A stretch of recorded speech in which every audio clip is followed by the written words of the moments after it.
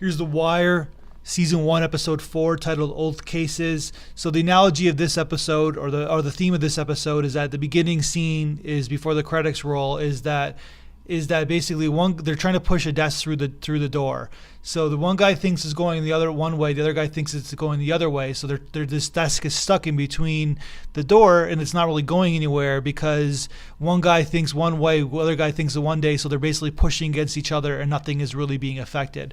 And that's basically what the creator is trying to say about how the system in the United States is. It's like it doesn't go anywhere. People are pushing in their own directions because they think it's supposed to go that way. And when that happens, nothing occurs and something just gets stuck in the door. So basically, his analogy is that the United States system is stuck. It's not going anywhere. So basically, this episode's about old cases, is showing old murder cases, and it shows how the detective force is really incompetent, and they're always kind of one step behind the criminals. And of course, this is what this season's about how to catch up to the criminals and not be kind of stuck.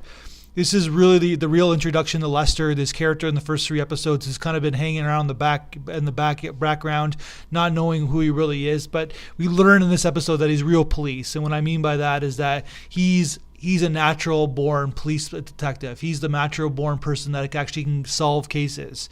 But he's been stuck in the basement for the last 13 years. Why? Because he didn't do the right politics. And another example of how the system is broken, about how this guy who is a natural-born policeman has been stuck in the basement in the police force doing nothing for the last 13 years because he didn't do the right politics and someone pissed him off. And that's what's happening with McNulty. That's his journey of the season, is that he's doing his own agenda. He's actually a good policeman. He's probably serves well in the detective force, but he is not a person who plays politics, and he pisses too many people off.